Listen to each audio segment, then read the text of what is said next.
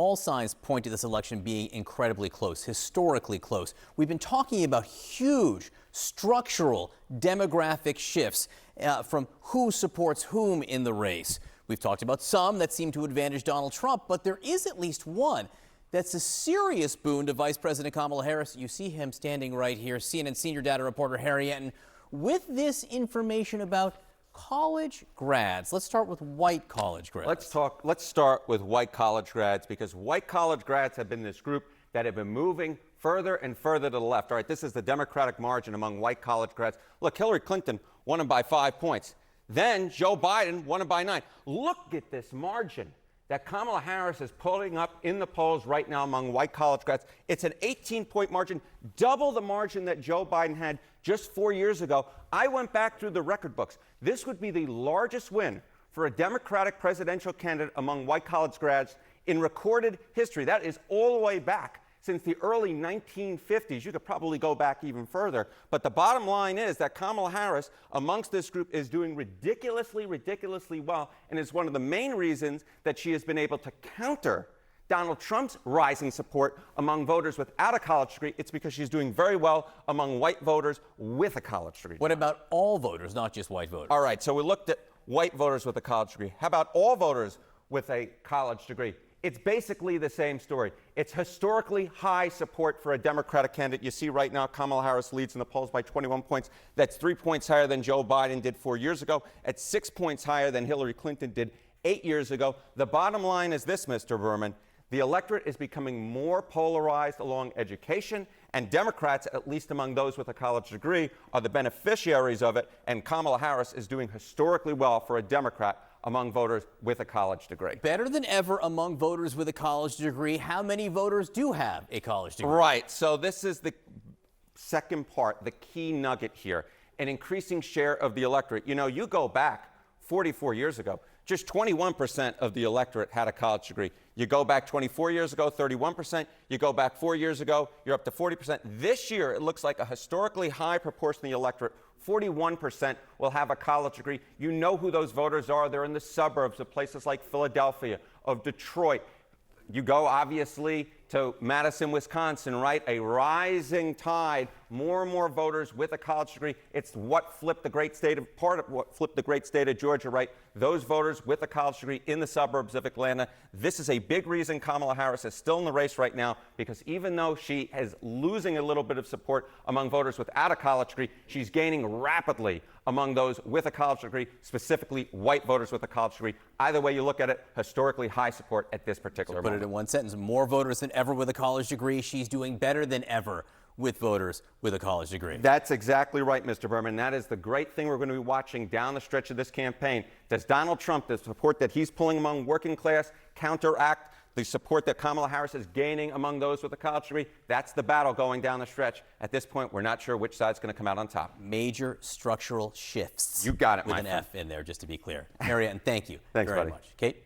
And joining us right now is Democratic strategist, former spokesperson for Al Gore's campaign, Christy Setzer, and the former press advisor to then Speaker of the House, John Boehner, Maura Gillespie. It's good to see you both. Thank you so much. Christy, in a race, kind of going off of what the guys were just talking about, in a race that is this close, this far along into the cycle, and a race that it seems nothing is moving voters in a significant way, changing their minds in a significant way.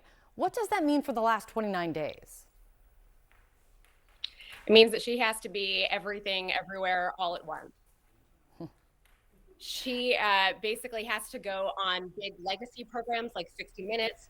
She needs to go on small outlets like, that speak to a particular demographic. And she needs to go on podcasts like Call Her Daddy and Howard Stern, right? That's what it means. She needs to both focus on her base and getting them out, and she also needs to go where potentially undecided voters are too. So that is why you see her doing this media blitz this week, as well as Tim Walz. And let's talk about this media blitz this week, Maura, because starting with the Call Her Daddy podcast, it's Spotify's second biggest podcast last year. It has a huge viewership, listenership among women. During this very long conversation that she had with the host Alex Cooper, Kamala Harris took on Donald Trump over saying that he would be the protector of women, and also took on the Arkansas governor over something that we've talked about in the past, her commentary that her kids keep her humble. And unfortunately, Kamala Harris, Sarah Huckabee Sanders said, unfortunately, Kamala Harris doesn't have anything to keep her humble. Let me play what Kamala Harris said in this podcast. I don't think she understands that there are a whole lot of women out here who, one, are not aspiring to be humble. Two, a whole lot of women out here who have a lot of love in their life, family in their life, and children in their life. And I think it's really important for women to lift each other up. Mara, what impact do you think conversations like this will have or are having with voters? Well, we already know that Kamala Harris is doing very well with the women voter bloc. But I do think that the comments that Sarah Huckabee Sanders, the Arkansas governor, made are important to hit on, because it's not just about how she phrased it and saying, again, this attack that both she and J.D. Vance and others Republican Party fringes that have been attacking women across the board, but especially those who either don't have children, who are struggling to have children, comments about IVF and childless cat ladies, and again, the humble comment from Sarah Huckabee Sanders.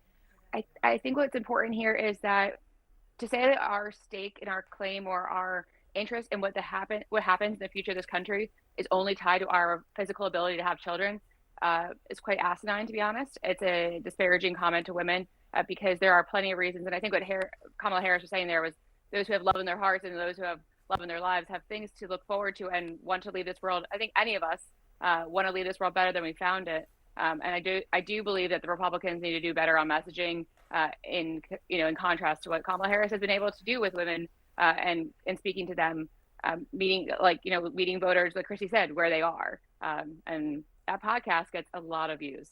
It gets a ton of views. And Christy, so from there, then Kamala Harris is going to the Howard Stern show, a larger male audience.